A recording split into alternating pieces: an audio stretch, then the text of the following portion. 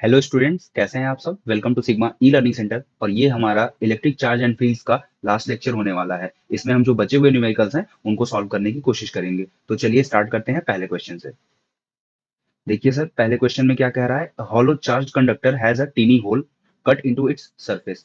तो सर हमारे पास जो कंडक्टर है वो चार्ज है, बट वो क्या है, हॉलो है। ठीक है, मतलब अंदर से खोखला है। और इसमें हमने एक छोटा सा होल कट किया हुआ है। ठीक है, तो कह रहा है कि show that the electric field in the hole is sigma upon two epsilon naught n cap, where n cap is the unit direction vector in outward normal direction and s is the surface, sorry sigma, ये typing error है। Sigma is the surface charge density near the hole. ठीक है, तो चलिए sir start कर। देखिए sir, ये आपके पास कंडक्टर्स हैं। ये कंडक्टर है और इसमें होल नहीं है, ये सिर्फ मैंने बताने के लिए आपको बनाया हुआ है। देखो ये ब्लू वाला जो है, ये आपको ये डिनोट कर रहा है कि इसमें होल कटा हुआ है। और ये कि नॉर्मल होता तो कैसा होता, क्योंकि इसका काम है। ठीक है, तो बेटा अगर ये कंडक्टर नॉर्मल होता, बिल्कुल नॉर्मल होता जैसे ये है नॉर्मली एकदम, तो बेटा क्या होता कि इसके बाहर इस पॉइंट पे जो इलेक्ट्रिक फील्ड होती वो क्या होती, वो होती बेटा E is equal to sigma upon epsilon naught. जिन लोगों को ये नहीं समझ में आ रहा है, वो इलेक्ट्रिक चार्ज डेंसिटी से रिलेटेड जो वीडियोस हैं और जहाँ पे कंडक्टर्स के डिफरेंट टाइप ऑफ कंडक्टर्स की इलेक्ट्रिक फील्ड निकाली गई है गॉस लॉ में, और जो flux passing through any particular surface area, वो लेक्चर्स आप देख सकते हैं। वो आपको प्लेलिस्ट में मिल जाएंगे, मैं यहाँ आई बटन में टैग कर दूंगा। ठीक है, तो अभी के लिए आगे चलते हैं। तो सर इस पॉइंट पे अगर ये एज ए होल, ये हॉलो कंडक्टर है, ये पूरा पोर्शन हॉलो है। ठीक है, तो जो चार्ज होगा बेटा वो सरफेस पे होगा, पूरी सरफेस पे होगा। ठीक है, तो क्या होता बेटा, उस पॉइंट पे ये इलेक्ट्रिक फील्ड होती, ये बाहर जो पॉइंट पी है इस पे। और अंदर बेटा आपको पता है कि अगर ये पूरा कंडक्टर है तो इस पे नेट इलेक्ट्रिक फील्ड जीरो होगी। क्यों जीरो होगी, कंडक्टर्स की प्रॉपर्टी है सर, सारा चार्ज सरफेस पे चला जाएगा तो अंदर इलेक्ट्रिक फील्ड अलग अलग डायरेक्शन से आएगी और एक दूसरे को कैंसिल कर देगी। ठीक है, मतलब अंदर कोई इलेक्ट्रिक फील्ड नहीं है, पहली चीज ये आपको पता है। ठीक है सर, अंदर कोई नहीं है। लेकिन अब क्या हुआ सर, अब हमने एक होल कट कर लिया और इसको हमने नाम दिया है ए सी। ये जो होल है, ये इस पॉइंट ए से इस पॉइंट सी तक कटा हुआ है, तो इस होल को हमने नाम दे दिया है ए सी। ठीक है, तो अब बाकी बचा हुआ एरिया आपके पास कितना बचा, ए बी सी, यानी ए से आप जाएंगे, बी के थ्रू सी तक जाएंगे, बस इतना आपके पास बचा है। ये तो निकल गया, ये तो निकल गया। ठीक है सर, तो एक बात बताओ बेटा, जब ये निकल गया तब आगे की कंडीशन देखो। अभी क्या था, ये इनिशियल कंडीशन थी, यहाँ पे पॉइंट पी था, इस पे इलेक्ट्रिक फील्ड कितनी थी, sigma upon epsilon naught, direction n cap, normally outward, n cap वही दिखाता है। फिर हमने होल कट कर लिया। जब हमने होल कट कर लिया तो हमने ए और सी पॉइंट मान लिए, और यहाँ पे एक पॉइंट बी लिया है डिनोट करने के लिए कि हम किस साइड से जा रहे हैं। तो अब हमारे पास दो पार्ट हो गए, कौन से, ए बी सी एक पार्ट, और दूसरा पार्ट क्या हो गया हमारे पास, ए और सी। अब बेटा ये जो आपका कटा हुआ पोर्शन है, ये जब पूरे कंडक्टर की सरफेस पे चार्ज था बेटा, पूरे कंडक्टर की सरफेस पे चार्ज था, तो चार्ज बेटा यहां भी रहा होगा, यहां भी रहा होगा कुछ चार्ज, बिल्कुल रहा होगा। और इसकी वजह से भी इनवर्ड कोई इलेक्ट्रिक फील्ड गई होगी इस पॉइंट पे। मान लो ये पॉइंट आप कंसीडर कर रहे हो, इसको मैं अलग से कलर चेंज करके बनाता हूं। सपोज करो बेटा ये पॉइंट ऑफ कंसिडरेशन ओ होता, तो इस पॉइंट पे पॉइंट बी की वजह से जो इलेक्ट्रिक फील्ड आती, और पॉइंट, ये पॉइंट पी जो है पी, इसकी वजह से भी इलेक्ट्रिक फील्ड आती, तो होता क्या बेटा कि ये दोनों एक दूसरे को कैंसिल कर देते, जब ये कंप्लीट था, जब ये पूरा कंप्लीट था तब। ठीक है, जब ये कंप्लीट था। लेकिन अब क्या हो गया, अब इस पॉइंट पे हर पॉइंट के कारण इलेक्ट्रिक फील्ड होगी, हर पॉइंट के कारण इलेक्ट्रिक फील्ड होगी, और सारी एक दूसरे को कैंसिल कर रही थी जब तक ये कंप्लीट था। लेकिन सर आपने क्या किया, आपने इसको रिमूव कर दिया सर, आपने ये पोर्शन रिमूव कर दिया। तो जब आपने रिमूव कर दिया तो अब क्या बचा बेटा, अब आपके पास क्या बच गया, अब आपके पास बेटा ये जो पॉइंट पी आपने कंसीडर किया था, इस पे पूरे ये जो कंडक्टर था आपका, इसकी वजह से जो इलेक्ट्रिक फील्ड लग रही थी वो सिग्मा अपॉन एप्सिलॉन नॉट। और अब अंदर से जितनी इलेक्ट्रिक फील्ड्स थी, क्योंकि अब उनका नेट कैंसिल तो हो नहीं रहा है, तो एक नेट इलेक्ट्रिक फील्ड इस होल से भी बाहर निकलेगी, जनरेट होगी, बिल्कुल सर होगी। और उसका नेट भी क्या होगा बेटा, E is equal to sigma upon epsilon naught होगा।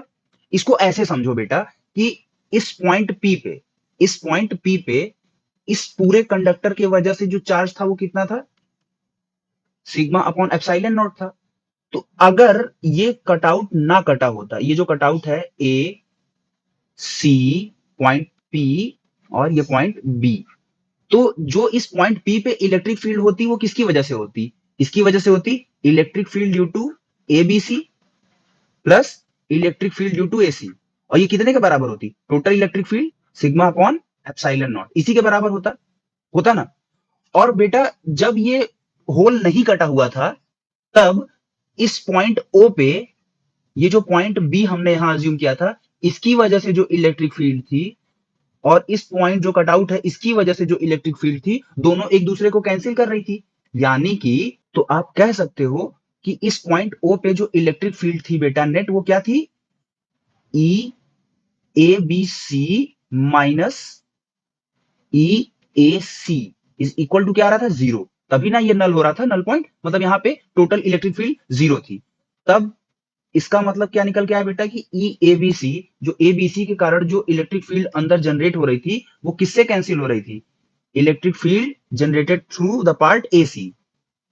ये ठीक है, यहां से आपको मिला। और जब बेटा ये पार्ट नहीं है, जब ये पार्ट एक्सक्लूड कर दिया गया, यहां पे एक्सक्लूड कर दिया गया, तब जो नेट इलेक्ट्रिक फील्ड होगी बेटा, वो किसकी वजह से होगी? वो इसकी वजह से होगी। ठीक है। और जो अंदर से आउटर पॉइंट से तो जो आ रही थी पी, वो आ ही रही है, क्योंकि कंडक्टर अपने बाहर तो इलेक्ट्रिक फील्ड बनाता ही बनाता है।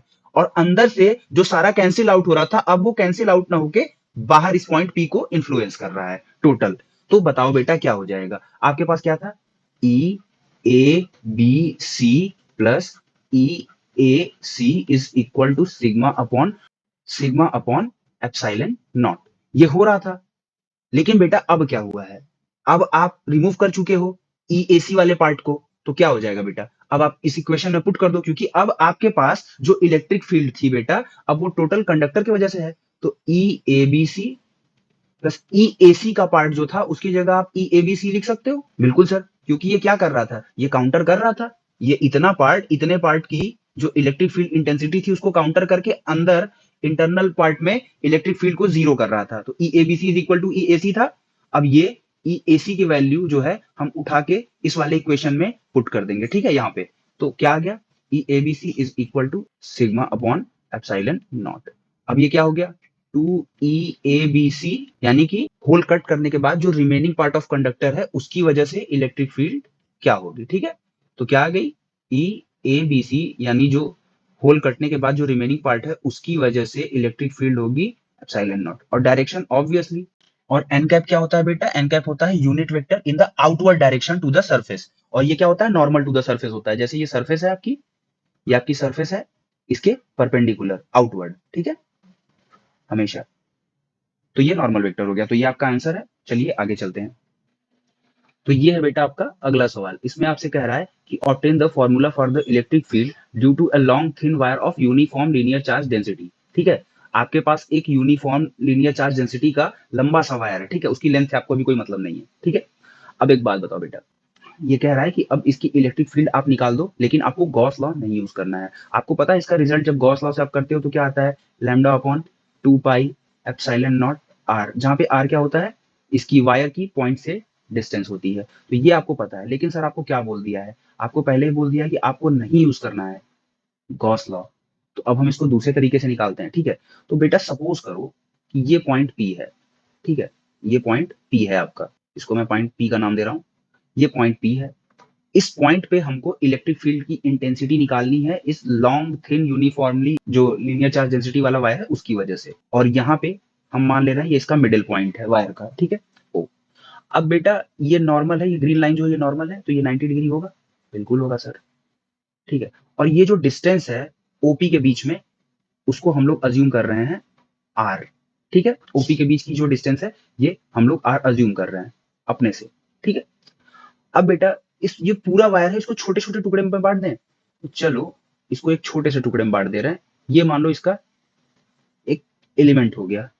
ठीक है, डीएक्स, छोटा सा। सपोज करो कि ये बहुत छोटा है, जैसे आप एलिमेंट काटते हो ना, हमने एलिमेंट काट लिया डीएक्स। ये एक स्मॉल लेंथ है। अब इसकी वजह से पॉइंट पी पे जो इलेक्ट्रिक फील्ड जनरेट होगी बेटा, वो क्या होगी? इस डायरेक्शन में होगी। उसको हम डी ई बोलेंगे। और बेटा जब ये इलेक्ट्रिक फील्ड बनेगी तो ये नॉर्मल से कुछ एंगल बनाएगी, थीटा। बना दिया सर। सर ये आर आपने लिख दिया है, ये लेंथ आप बेटा मान लो ओ से इसकी जो लेंथ है वो एक्स है अभी के लिए। मतलब जो इस पॉइंट को आप कुछ मानना चाहते हो तो आप मान लो सपोज ओ आर कर दो अभी के लिए, oh capital r is equal to x मान लो अभी के लिए कि ये सेंटर से एक्स डिस्टेंस पे है, बस आपको मेन उतना है, ये नोटेशन से कोई मतलब नहीं है। तब बेटा एक बात बताओ कि ये जो इलेक्ट्रिक फील्ड है बेटा, ये तो नॉर्मल के अलोंग नहीं है, तो नॉर्मल से अगर ये थीटा एंगल है बेटा तो ये क्या होगा, थीटा एंगल होगा, तो ये कॉस कंपोनेंट बन जाएगा, डीई कॉस थीटा, और ये क्या बन जाएगा, डीई साइन थीटा बन जाएगा बेटा। ठीक है बेटा अभी के लिए।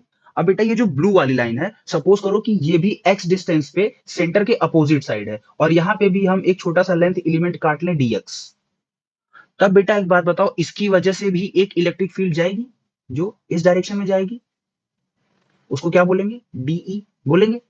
अब इसका ये भी थीटा एंगल बनाएगा बेटा, तो यहां भी थीटा एंगल बनेगा, तो इसका भी कॉस कंपोनेंट ऊपर जाएगा, यानी कि ये जो आप देख सकते हो ये वाला, ये डीई, इसकी वजह से भी आप इसका कॉस कंपोनेंट लिखोगे तो क्या लिखोगे, डीई कॉस थीटा, क्योंकि सेम है दोनों का थीटा सेम है इसलिए अभी लिख रहे हैं। और जो साइन थीटा वाला कंपोनेंट होगा वो किधर जाएगा, इस साइड जाएगा। आपको वेक्टर्स को दो पार्ट में तोड़ने आता होगा ना, जैसे ये अगर आपका वेक्टर है और ये मान लो वेक्टर ए है और ये थीटा एंगल बना रहा है, तो ये कंपोनेंट ए कॉस थीटा हो जाता है और ये कंपोनेंट ए साइन थीटा हो जाता है। तो देखो एंगल कहां से बन रहा है, एंगल नॉर्मल से बन रहा है, इसीलिए ये कंपोनेंट डीई कॉस थीटा हो जा रहा है और ये एंगल डीई, ये कंपोनेंट डीई साइन थीटा हो जा रहा है। अब बेटा एक बात बताओ, ध्यान से देखो, आप देख रहे हो कि जब हम सेंटर से इक्वल डिस्टेंस पे अपोजिट डायरेक्शंस में दो एलिमेंट्री लेंथ अज्यूम कर रहे हैं,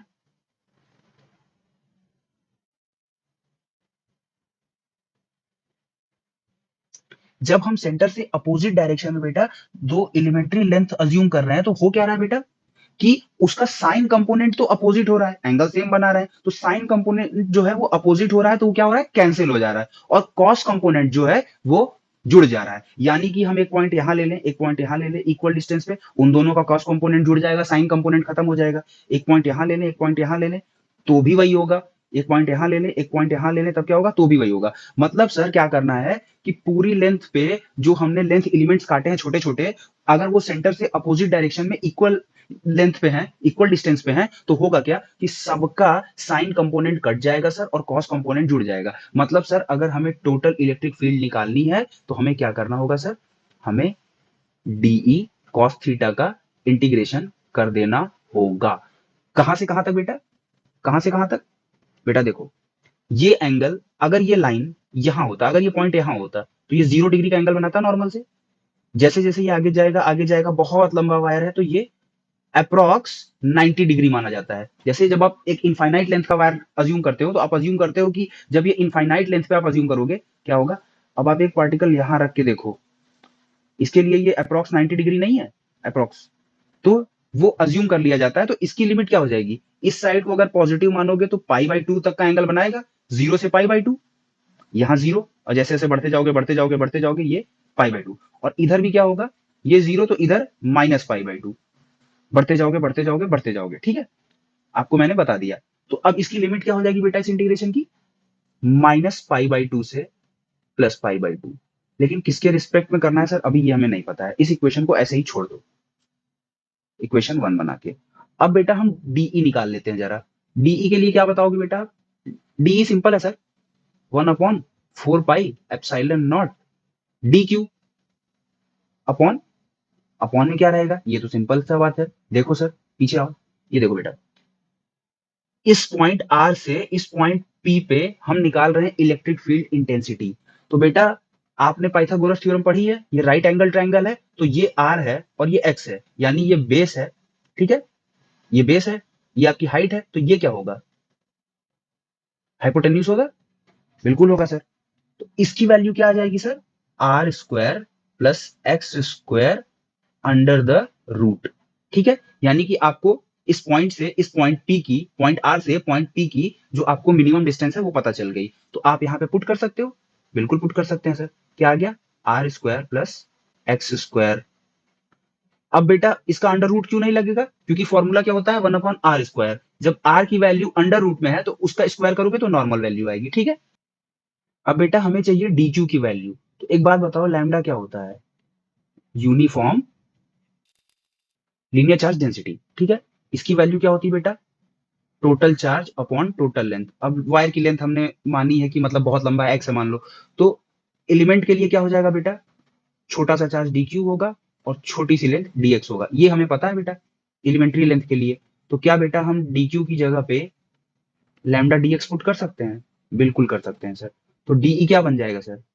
de क्या बन जाएगा? de बन जाएगा 1/4 pi epsilon naught into lambda dx upon r² plus x²। ठीक है बेटा, ये तो बन गया बेटा। लेकिन अभी भी देखो जो आपके पास इक्वेशन है उसमें cos थीटा है। cos थीटा है ना, cos थीटा का क्या करेंगे? तो एक काम करो कि सारे इक्वेशन को थीटा के फॉर्म में कन्वर्ट कर दो। सारे इक्वेशन को थीटा के फॉर्म में कैसे कन्वर्ट करेंगे सर, देख लेते हैं। देखो बेटा, वेरिएबल आपके पास दो ही है, एक x है और एक थीटा है। तो बेटा ये देखो, ये ट्राइंगल अज्यूम करो ओ पी आर। ये जो ट्राइंगल है ओ पी आर, ठीक है। इसमें अगर आप बेटा देखो तो tan थीटा की वैल्यू क्या होगी? ये परपेंडिकुलर होगा और ये अपॉन बेस होगा। बेस होगा x बाई आर। ये मिल गया बेटा। तो x क्या निकल के आ गया बेटा आपको? r tan theta. ठीक है बेटा, r tan थीटा वैल्यू आ गई। इसको ले जाके हम लोग अपने इक्वेशन के पास रखते हैं, ठीक है।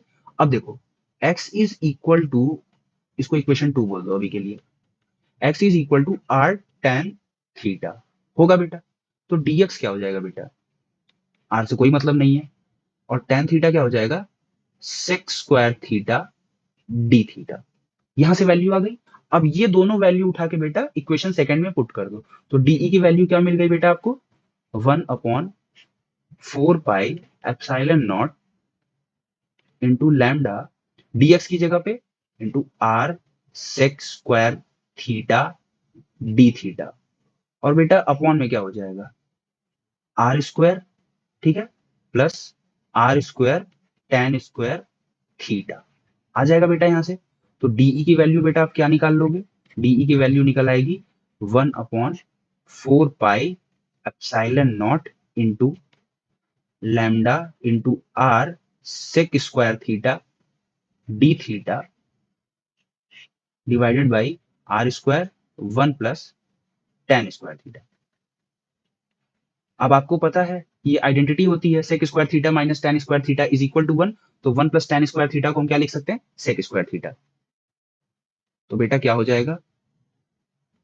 1/4 पाई एप्सिलॉन नॉट इंटू, देखो यहाँ पे आर है और यहाँ पे आर स्क्वायर है, कैंसिल आउट हो जाएगा। तो यहाँ क्या बचेगा? लैम्डा अपॉन आर इंटू बेटा ये सेक स्क्वायर थीटा और ये नीचे भी सेक स्क्वायर थीटा बन जाएगा।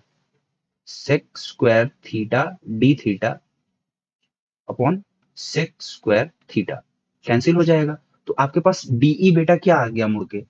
डीई आपके पास आ गया 1/4 pi epsilon naught into lambda D theta upon R. आ गया। इस इक्वेशन की वैल्यू बेटा, इसको इक्वेशन 3 बोलो और इसकी वैल्यू उठा के इक्वेशन 1 में पुट कर दो। ठीक है, इक्वेशन 1 बेटा आपके पास क्या है? इक्वेशन 1 आपके पास बेटा ये है, ठीक है, -π/2 टू π/2 डीई कॉस थीटा। अब इसकी जगह पे बेटा हम वैल्यू को पुट कर देते हैं, ठीक है। चलो बेटा क्या हो जाएगा? ई क्या हो जाएगा? ई हो जाएगा इंटीग्रल फ्रॉम -π/2 टू π/2 डीई की जगह पे 1/4 pi epsilon naught r into lambda, यहां से आएगा into cos theta into d theta. अब ये सारी चीजें बेटा कांस्टेंट है, बाहर निकाल लो इनको। ई क्या हो जाएगा? Lambda upon 4 pi epsilon naught r, और इंटीग्रेशन क्या हो जाएगा? -π/2 से +π/2 कॉस थीटा डी थीटा। ठीक है बेटा, अब इसमें कुछ नहीं करना बेटा आपको, एकदम सिंपल। आप इसका इंटीग्रेशन कर दो। जब आप इसको इंटीग्रेट करोगे बेटा तो क्या आएगा? Sine theta pi by two minus pi by two. अब बेटा आपको पता है कि लिमिट के इंटीग्रेशन को कैसे सॉल्व करते हैं? E is equal to lambda 4 pi epsilon naught r into sine pi by two minus sine minus pi by two. अब बेटा इसकी वैल्यू क्या आ जाएगी? Lambda upon 4 pi epsilon naught r into 1। देखो साइन माइनस थीटा बेटा minus sine theta होता है, तो माइनस बाहर आ जाएगा, तो माइनस माइनस प्लस, यहां से आ गया +1। ठीक है, ई की वैल्यू क्या मिल गई बेटा? 1/4 pi epsilon naught r into lambda into 2। 2 से 4 कैंसिल होगा, 2 आएगा, तो ई की वैल्यू क्या मिल गई? ई की वैल्यू मिल गई lambda upon 2 pi epsilon naught r। क्या यही वैल्यू होती है? यही हमने स्टार्टिंग में निकाला था, तो हमने दूसरे मेथड से भी डिराइव कर दिया। ये आपका आंसर है। ठीक है, electric field intensity at a point placed at a distance r from A uniformly charge long wire. ठीक है, अब आपको चलते हैं बेटा लेके अगले क्वेश्चन पे। देखो बेटा इसमें क्या कह रहा है? कह रहा है कि it is now established that protons and neutrons which constitute nuclei of ordinary matter are themselves built out of more elementary units called quarks। ठीक है, ये बेटा थोड़ा सा क्वांटम मैकेनिक्स में चला गया। आप इतना समझ लो कि प्रोटॉन और न्यूट्रॉन जो होते हैं वो क्वार्क से मिलके बने होते हैं, बट वो नॉर्मल आपके जो नॉर्मल फिजिक्स होती है उसमें कहीं अप्लाई नहीं होता है। पहली चीज, क्वांटम फिजिक्स में अप्लाई होता है, तो ये मत सोच लेना कि सर आपने तो कहा था कि चार्ज क्वांटाइज होते हैं। तो ये क्वांटम फिजिक्स है। ठीक है, यहाँ पे बहुत कुछ होता है जो नॉर्मल फिजिक्स में नहीं होता है, जब आएगा तो पढ़ा जाएगा। ठीक है, अब आगे देखो क्या कह रहा है। कह रहा है a proton and a neutron consist of 3 quarks each. मतलब एक प्रोटॉन जो है वो 3 क्वार्क से मिलके बना होता है, और एक न्यूट्रॉन भी 3 क्वार्क से मिलके बना होता है। तो कह रहा है कि देखो सर 2 टाइप के क्वार्क्स होते हैं। ठीक है, और इनको कहते हैं अप क्वार्क। अप क्वार्क मतलब ये अप क्वार्क जो होता है, ध्यान से समझो, ये कुछ नया नहीं है। मतलब समझ लो जैसे आप एक मॉलिक्यूल या एक एटम को आप बनाते हो ना इलेक्ट्रॉन प्रोटॉन न्यूट्रॉन से, तो वैसे ही प्रोटॉन जो है क्वार्क से मिलके बना है, न्यूट्रॉन जो है क्वार्क से मिलके बना है। ठीक है सर, तो कह रहा है कि सर जो अप क्वार्क होता है उसको सर हम यू से डिनोट करते हैं, यू से। ठीक है, और इसकी वैल्यू सर होती है प्लस का 2/3 ई। ई क्या होता है? Charge on electron. ठीक है, मतलब जो 1.6 इंटू 10⁻⁻19 कूलम आप करते थे उसका 2/3, अप्रॉक्स 66%, 67%। ठीक है, और सर आपके पास एक डाउन क्वार्क भी होता है, डाउन क्वार्क। बहुत बेसिक क्वेश्चन है ये, आप लोग को देख के लग रहा होगा बहुत अरे सर क्या दे दिए, बट ये बहुत सिंपल क्वेश्चन है। इस पे चार्ज होता है बेटा -1/3 ई। ठीक है बेटा, ये इस पे चार्ज होता है। अब बेटा कह रहा है कि ये लोग जो हैं, आपको ये बताना है कि ऐसे कौन से कॉम्बिनेशन आप क्वार्क्स के बना दो कि वो प्रोटॉन और न्यूट्रॉन को कंपोजिट कर दें। ठीक है, मतलब आपको बताना है कि क्वार्क को हम कैसे अरेंज कर दें कि एक प्रोटॉन बन जाए एक न्यूट्रॉन बन जाए। जैसे 3 क्वार्क है, ठीक है, 3 क्वार्क है आपके पास, प्रोटॉन में दिया हुआ है, ये 3 क्वार्क से मिलकर बनते हैं, तो आपको क्या कर दें सर? क्या तीनों यू यू यू कर दें, मतलब 3 अप क्वार्क जोड़ दें, या सर 3 2 डाउन कर दें, एक अप 2 डाउन, या 2 अप 1 डाउन, या तीनों डाउन कर दें सर कि प्रोटॉन का चार्ज बन जाए? तो सिंपल है बेटा, इसमें कुछ नहीं करना है। देखो बेटा सपोज करो कि एक प्रोटॉन, ठीक है, देखो आपके पास टोटल क्वार्क कितने हैं? टोटल क्वार्क आपके पास हैं 3। तो सपोज करो कि जो यू क्वार्क्स हैं वो एक्स हैं। ठीक है, x number of you quarks है, जहां पे एक्स 1 2 3 हो सकता है। और आपके पास क्या है बेटा? आपके पास 3 - एक्स डाउन क्वार्क्स हैं। डाउन क्वार्क को डी से डिनोट किया है, अप क्वार्क को यू से डिनोट किया है, और ये दोनों मिलके क्या बना रहे हैं बेटा? प्रोटॉन का चार्ज बना रहे हैं बेटा। प्रोटॉन का चार्ज बना रहे हैं, बिल्कुल बना रहे हैं सर। तो अब एक बात बताओ बेटा, अप क्वार्क की वैल्यू आपको पता है चार्ज की? 2/3 ई। ठीक है, इंटू एक्स। सिमिलरली बेटा आपको डाउन क्वार्क की भी वैल्यू पता है चार्ज की, ये क्या हो जाएगा? -1/3 ई। ठीक है बेटा, और यहाँ पे टोटल चार्ज प्रोटॉन का कितना होता है? इलेक्ट्रॉन के बराबर होता है, दैट इज की ई होता है, फंडामेंटल चार्ज के बराबर। अब बेटा एक बात बताओ, हमें अभी कुछ नहीं करना, हमें एकदम सिंपल सा इस इक्वेशन को सॉल्व करना है। ठीक है, ये क्या बन गया? 2ex/3 बन गया बेटा। अब देखो बेटा यहाँ पे हम लोग प्लस सिंबल लेके चल रहे हैं। ठीक है, मल्टीप्लाई करो, 3 इंटू -1/3, -1 बन गया, इंटू ई, -1e, यहां से माइनस माइनस प्लस, XE/3 बन गया बेटा, इज इक्वल टू ई। बन गया बेटा आराम से, कोई दिक्कत। अब ब्रैकेट को ओपन कर दो, 2e(x/3 minus e plus xe/3 is equal to e। आ गया बेटा, कोई दिक्कत नहीं बेटा। अब देखो आपके पास 2e है x/3 और यहाँ क्या है xe/3 है, तो आप इसको ऐड करोगे तो क्या आ जाएगा 2ex/3 plus ex/3 is equal to 2e। क्यों बेटा, माइनस e इधर जाएगा तो प्लस e बन जाएगा, ठीक है। अब बेटा देखो ध्यान से, ये क्या बन जाएगा बेटा, ये 3ex/3 बन जाएगा, कैंसिल हो जाएगा। और यहाँ क्या बन जाएगा 2e, यानी कि ex is equal to 2e। e से e कैंसिल, x की वैल्यू क्या आ गई बेटा 2, 2 आ गई। अब यहां से आप क्या निकाल सकते हो बेटा कि जो अप क्वार्क थे वो कितने थे, अप क्वार्क ux थे ना, कितने हो गए 2, x था ना 2, और डाउन क्वार्क कितना हो गया बेटा, डाउन क्वार्क कितना हो गया बेटा 3 माइनस 2 यानी कि 1। तो यानी कि प्रोटॉन को अगर हमें सिंबलाइज करना हो क्वार्क्स के फॉर्म में तो हम क्या लिखेंगे, अप अप डाउन, ठीक है। पॉजिटिव चार्ज को पहले लिखते हैं, नेगेटिव चार्ज को बाद में लिखते हैं, ठीक है ये। अब इसी तरीके से बेटा अगर आपको न्यूट्रॉन्स का निकालना हो तो आप क्या करोगे, तो सर फिर से मान लो neutron sir x number of up quark से मिलके बना है और 3 minus x number of down quark से मिलके बना है, और इसका टोटल चार्ज कितना होता है बेटा 0, ये न्यूट्रल होता है। तो अप क्वार्क की वैल्यू सर हमें पता है प्लस का 2/3e इंटू एक्स, और सर हमें उसका भी पता है 3 minus x into -1/3e is equal to 0। कोई दिक्कत नहीं बेटा, 2ex/3 प्लस यहां ब्रैकेट ले लो -1/e, 3 से 3 cancel, -1/e, minus minus plus xe/3 is equal to 0 बेटा।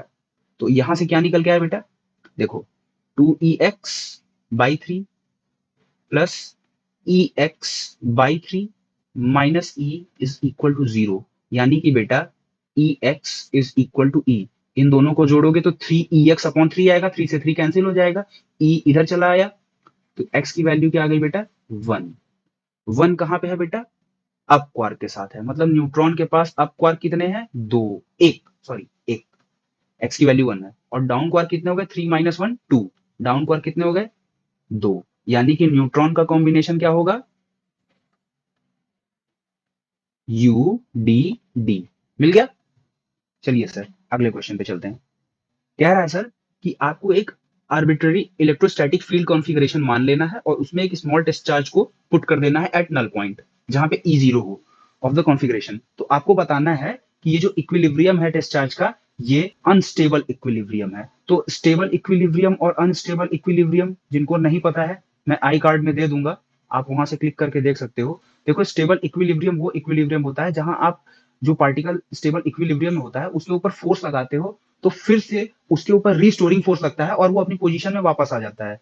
इसको मैंने ऐसे समझाया हुआ था, जैसे ये एक शेप करो बॉल, बाउल है, यहाँ पे एक बॉल है, आप इसके ऊपर फोर्स लगाओगे ये इधर जाएगा, लेकिन जैसे ही आप फोर्स हटाओगे तो इसकी शेप की वजह से रिस्टोरिंग फोर्स लगेगा और ये घूम के वापस यहाँ चला आएगा। लेकिन अगर ये अनस्टेबल इक्विलिब्रियम में होता, मतलब ये रेस्ट में तो है लेकिन जैसे ही आप इस पे फोर्स लगाओगे ये फॉल ऑफ कर जाएगा या इधर फॉल ऑफ कर जाएगा, ये दोबारा वापस नहीं आएगा। तो इस टाइप का इक्विलिब्रियम जो होता है अनस्टेबल होता है, ये इक्विलिब्रियम स्टेबल होता है। मतलब जहां पे रिस्टोरिंग फोर्स आप लगा सकते हो वो स्टेबल इक्विलिब्रियम होता है, जहां रिस्टोरिंग फोर्स नहीं लगा सकते वो अनस्टेबल इक्विलिब्रियम होता है, ठीक है।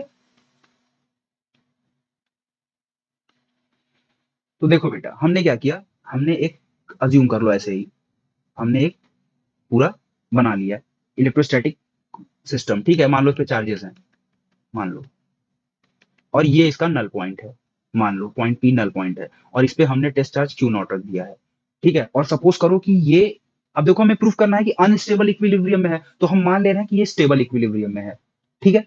इसके ऊपर बेटा क्या हो रहा है, लग रही है इलेक्ट्रिक फील्ड हर डायरेक्शन से। नल पॉइंट का मतलब क्या होता है, नल पॉइंट का मतलब होता है कि ऐसा पॉइंट जहां पे सारी इलेक्ट्रोस्टैटिक फोर्स, सारी इलेक्ट्रिक फील्ड लाइंस आपस में नेट उनका जीरो हो जाता है, ठीक है। एक चीज, तो बेटा ये नल पॉइंट है, इस पे इलेक्ट्रिक फील्ड लग रही है, ठीक है, कोई दिक्कत नहीं है, अभी तक कोई दिक्कत नहीं। वो आपसे क्या कह रहा है सर कि ये स्टेबल इक्विलिब्रियम है। स्टेबल इक्विलिब्रियम होने का मतलब बेटा, अगर आप इसको यहां से पी से किसी पॉइंट क्यू पे पुश कराओ, पी से किसी पॉइंट क्यू पे पुश करा दो, तो फिर वापस से इस पे इलेक्ट्रिक फील्ड फोर्स लगा के इसको पी पे लेके चले आए।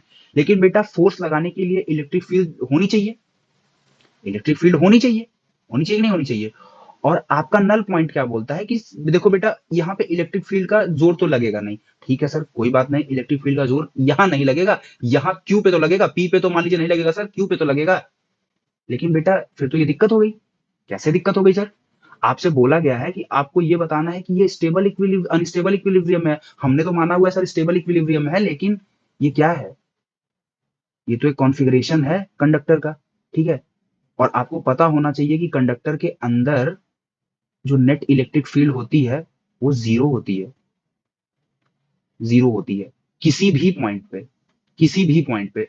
तो सर आप तो बोल रहे हो यहाँ पे है और क्यू पे ले जाएं तो ये वापस आ जाए, वापस आने के लिए इलेक्ट्रिक फील्ड लाइंस और इलेक्ट्रिक फोर्स होना चाहिए ना। लेकिन सर ऐसा तो होता ही नहीं है, इलेक्ट्रिक फील्ड किसी भी कंडक्टर के अंदर जीरो होती है। तो जब जीरो होती है सर, तो यहाँ पे फोर्स लग ही नहीं पाएगा, जब फोर्स नहीं लग पाएगा तो ये वापस पी पे जा नहीं पाएगा। इसका मतलब सर ये अनस्टेबल इक्विलिब्रियम में है, स्टेबल इक्विलिब्रियम में नहीं है। आवर अजम्पशन वाज रॉन्ग, ठीक है। सिमिलरली आपसे कह रहा है कि एक सिंपल कॉन्फ़िगरेशन ले लो दो चार्जेस का of same magnitude and sign, और उनके बीच में रख दो इसको, तब क्या होगा? देखो मान लो आप, ये आपका सिस्टम है, ठीक है, स्ट्रेट लाइन है, अज्यूम कर लेना ए बी, और ये कहीं इस पॉइंट बीच में सेंटर पे ओ पे रखा हुआ है, तो हमारा टेस्ट चार्ज क्यू नॉट। अब यहाँ पे भी क्यू चार्ज है, यहाँ पे भी क्यू चार्ज है, ये डिस्टेंस आर है, ये डिस्टेंस आर है। तो देखो जो फोर्स यहां से लगेगा, force on O due to A, ये इक्वल होगा force on O due to B जो इस डायरेक्शन से लगेगा, और ये यहाँ स्टेबल रहेगा। तो जैसे ही बेटा आप इसको इधर मूव कराओगे, तो ये जो एफ ओ बी है ये इसको पुश करेगा और वापस सेंटर पे ले आ देगा। जैसे ही आप इसको इस डायरेक्शन में पुश कराओगे, तो जो एफ ओ ए है वो इसको पुश करेगा और वापस सेंटर पे ले आ देगा। तो सर इसका मतलब क्या सर, ये स्टेबल इक्विलिब्रियम में है? रुको सर, और भी तो केसेस होते हैं। सर मान लो ये ए बी तो है, ये सेंटर भी है सर ओ, और यहाँ पे सर प्लस क्यू चार्ज है, यहाँ भी सर प्लस क्यू चार्ज है, जैसा कि आपने बताया है। लेकिन सपोज करो सर ये टेस्ट चार्ज अगर ऊपर मूव करे, ऊपर, तब क्या होगा बेटा? जो एफ लग रहा है, एफ ओ ए, ध्यान से देखना बेटा, इसका कॉस कंपोनेंट किधर आएगा? एफ ओ ए कॉस थीटा, और साइन कंपोनेंट इधर जाएगा। सिमिलरली इसका भी जाएगा, इसका भी कॉस कंपोनेंट ऊपर जाएगा और साइन कंपोनेंट इधर आएगा। तो दोनों का कॉस कंपोनेंट क्या होगा बेटा? कॉस कंपोनेंट इनका जुड़ जाएगा, यानी कि ये ऊपर जाएगा तो ये उसको पुश कर देंगे कि भाई तुम जाओ, आना मत वापस। और ये जो ये और साइन कंपोनेंट है, ये तो मैग्नीट्यूड में इक्वल होंगे, डायरेक्शन अपोजिट होगी, तो ये कैंसिल हो जाएंगे एक दूसरे से, ठीक है। तो मिला जुला के अभी पिछले ही क्वेश्चन में आपने देखा था कि कैसे साइन कंपोनेंट कैंसिल होते हैं। उसके पहले भी अगर आपको देखना है, लॉ ऑफ सुपरपोजिशन का लेक्चर है, आप वहां भी जाके देख सकते हो प्लेलिस्ट में क्लास 12 की। तो बेटा आपको यहां से क्या मिला कि सर वर्टिकली तो ये स्टेबल इक्विलिब्रियम में है नहीं, तो एज अ होल सिस्टम ये अनस्टेबल इक्विलिब्रियम में ही है।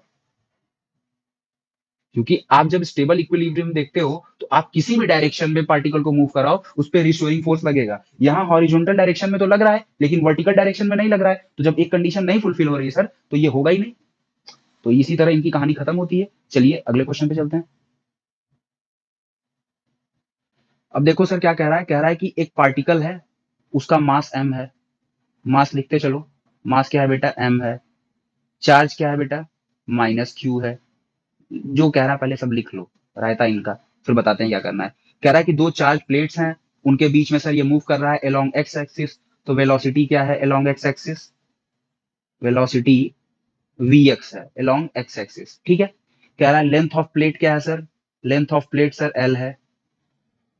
लेंथ ऑफ प्लेट लिख लो, सब लिख लो, l है सर। कह रहा है यूनिफॉर्म इलेक्ट्रिक फील्ड E है, मेंटेन बिटवीन द प्लेट्स। तो कह रहा है सर बताओ जो वर्टिकल डिफ्लेक्शन हो रहा है the particle at the far edge of this plate is QEL square upon 2mvx square. अब बताओ सर कैसे ये इसका मोशन जो है, ये projectile motion in gravitational field के सिमिलर है, ठीक है। सिंपल सी बात है यार, देखो ये आपका फिगर है, फिगर देख लो, मैंने फिगर पहले ही बना दिया था, ड्राइंग मेरी वैसे भी अच्छी नहीं है। देखो ये पॉजिटिव चार्ज है और ये निगेटिव चार्ज है, ठीक है। यहाँ पे एक माइनस चार्ज है, ठीक है, माइनस चार्ज क्यू, ये मूव करे जा रहा है। इसका मास क्या है, एम है, कोई दिक्कत नहीं सर। तो कह रहा है सर, और ये जो वायर इसकी लेंथ है सर, इलेक्ट्रिक फील्ड की जो प्लेट है इसकी लेंथ एल है। बेटा ये मूव करे जा रहा है, करे जा रहा है, करे जा रहा है, जैसे ही करेगा अब क्या होगा बेटा, ये इसको इधर खींचेगा पॉजिटिव चार्ज प्लेट, और निगेटिव चार्ज प्लेट इसको इधर रिपेल करेगा, तो डिफ्लेक्शन आएगा। तो सपोज करो कि इसका डिफ्लेक्शन एस हो गया वर्टिकल डायरेक्शन में। तो प्रोजेक्टाइल मोशन में भी क्या होता है बेटा, जब आप किसी पार्टिकल को फेंकते हो तो उसकी जो हॉरिजॉन्टल वेलोसिटी होती है यूएक्स, वो सेम रहती है, सिर्फ यू वाई चेंज होता है, पता है ना आपको। इसी तरीके से बेटा देखो, इसमें इसका वी एक्स तो कांस्टेंट रहेगा, इसका चेंज क्या होगा, वी वाई, और उससे हमें कोई मतलब है नहीं, ठीक है। तो हमें बेसिकली क्या निकालना है, ये डिफ्लेक्शन एस निकालना है, ये जो डिफ्लेक्शन है बेटा एस, ये हमको निकालना है। तो चलो बेटा देखते हैं। बेटा एक बात बताओ, अब इसको हम ऐसे लिख सकते हैं, हमें वर्टिकल डिफ्लेक्शन चाहिए तो हम इसको एस वाई लिख सकते हैं, बिल्कुल, वाई एक्सिस के अलॉन्ग देख रहे हैं, यू वाई, टी कितना टाइम लगा, टाइम आपका प्लस हाफ, इसको टी अच्छे से बना दो नहीं तो प्लस ही लगेगा, ये U T plus half A T square, ठीक है। अब बेटा देखो, इनिशियली क्या इसके पास कोई यू वाई या वी वाई है, नहीं है, तो मतलब initial velocity along vertical component zero है सर, ठीक है। तो यू वाई क्या हो गया, जीरो हो गया सर। तो एस वाई की वैल्यू क्या आ गई sir, half A T square. अब बेटा देखो, ये चार्ज पार्टिकल है और इस पे एक्सीलरेशन हो रहा है, ठीक है। तो एक्सीलरेशन सर आपको पता है एफ क्या होता है, f is equal to m a होता है। तो sir a is equal to क्या होता है, एफ अपॉन एम होता है। लेकिन सर इलेक्ट्रोस्टैटिक फोर्स है, तो आपको भी पता है कि एफ क्या होता है, क्यू ई होता है upon m, magnitude of charge, direction की बात हम नहीं कर रहे हैं, मैग्नीट्यूड ऑफ चार्ज, ठीक है। तो क्या सर यहाँ उठा के पुट कर दें, एस वाई क्या बन जाएगा सर, हाफ बन गया, और ए की वैल्यू क्या है sir, q capital E by small m into t square. अब बेटा टी स्क्वायर की वैल्यू हम कहां से निकाल सकते हैं, देखो सर, ये एल लेंथ कवर कर रहा है वी एक्स वेलोसिटी से, ठीक है। तो टाइम निकल जाएगा, बिल्कुल सर। वी एक्स क्या होता है सर, वेलोसिटी क्या होती है, total distance displacement upon time taken. तो टी क्या हो जाएगा sir, L upon V X. तो टी स्क्वायर क्या हो जाएगा sir, L square upon V X का स्क्वायर, बिल्कुल सर। तो एस वाई क्या हो गया सर, एस वाई की वैल्यू आ गई Q capital E capital L का square upon two M V X का स्क्वायर। क्या यही प्रूफ करना था हमें बेटा, शायद यही प्रूफ करना था, देख लेते हैं एक बार। हाँ सर, यही तो प्रूफ करना था। तो क्या इसका मोशन सिमिलर है projectile motion under the influence of gravitational force, बिल्कुल सर सिमिलर है, ठीक है। चलिए सर अगले क्वेश्चन पे चलते हैं। देखिए बेटा, अगले क्वेश्चन में क्या कर रहा है कि suppose the particle in exercise in 1.33 is an electron projected, ठीक है। अब वहां पे जो चार्ज था बेटा Q, वो Q बदल के हो गया E। E की वैल्यू क्या आ गई, 1.6 into 10 to power minus 19 coulomb. पहली चीज तो ये है, ये आ गई, ठीक है। उसके बाद क्या कर रहा है सर, Vx भी हम आपको दे दे रहे हैं, 2.0 इंटू 10 टू पावर 6 मीटर पर सेकेंड अलोंग एक्स एक्सेस। कह रहा है if E between the plates separated by 0.5 centimetre. देखो बेटा, यहाँ पे जो आपने एस निकाला था ना, उसकी वैल्यू दे दिया है 0.5 सेंटीमीटर। इसको आप सबसे पहले क्या करोगे बेटा, इसको आप बना दो 0.05 मीटर, ठीक है। कह रहा है इलेक्ट्रिक फील्ड की इंटेंसिटी क्या है बेटा दोनों प्लेट्स के बीच में, 9.1 into 10 to power 2 newton per coulomb. तो कह रहा है कि sir where will the electron strike the upper plate. Electron जो अपर प्लेट थी बेटा, हमने प्लेट बनाई थी ना, पॉजिटिव और निगेटिव। तो सपोज करो इलेक्ट्रॉन अगर यहां से चल रहा है और ये जाते जाते जाते जाते यहाँ स्ट्राइक कर रहा है, तो यही बताना है सर ये कहाँ स्ट्राइक करेगा अपर प्लेट को, ठीक है। और इलेक्ट्रॉन का मास आपको पता है 9.1 इंटू 10 टू पावर माइनस 31, ये होता है। तो सर एक बात बताओ, अभी आपने जो पूरा फॉर्मूला निकाला है सर, वो किस चीज का फॉर्मूला था, वो फॉर्मूला था कि डिफ्लेक्शन क्या है। लेकिन अभी आपसे क्या पूछ रहा है कि लेंथ पे कहां अटैक करेगा, कहां जाके लगेगा। मतलब आप इस फॉर्मूले को क्या कर सकते हो, इस फॉर्मूले को सबसे पहले तो आप लिख लो, ठीक है।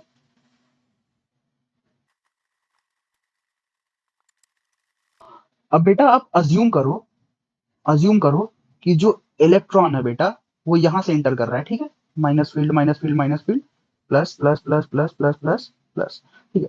यहां से ये अज्यूम करो ये जा रहा है और यहाँ पे स्ट्राइक कर रहा है, ठीक है। तो बेटा आपको क्या दे दिया, एस वाई की वैल्यू दे दिया। तो आपसे पूछ रहा है कहाँ स्ट्राइक करेगा, मतलब आपको लेंथ पे इसकी लेंथ बता देनी है सर ये कहाँ स्ट्राइक कर देगा, ठीक है। तो एक काम कर लो बेटा, सिंपल सा, आप सारे इक्वेशन एक तरफ कर लो, ठीक है।